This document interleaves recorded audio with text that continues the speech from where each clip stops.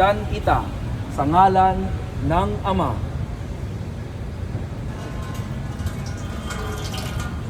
at ng Anak at ng Espiritu Santo. Amen. Ngayong naganap na ng Diyos Ama ng Panginoong Jesucristo ang muling pagsilang sa tubig at Espiritu, ang pagpapahid ng langis ay ang pagpapakilala ng paglukob ng Espiritu Santo sa muling isinilang sa binyag.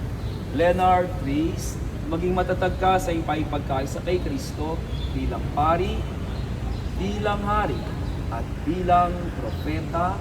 Amen. Ang gamit pambinyag ay tanda ng muling pagsilang kay Kristo at ang dakilang karangalan ng mga anak ng Diyos.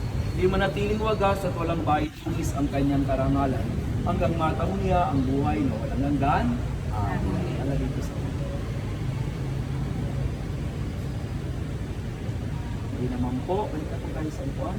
Sisildihan po ng ninong at ninang yung mga kandila. Isa ka lang po sa inyo. Sisildihan, ninong at ninang, hindi mo na po kandila. Balik po tayo. Dito na po sa hindi lahat.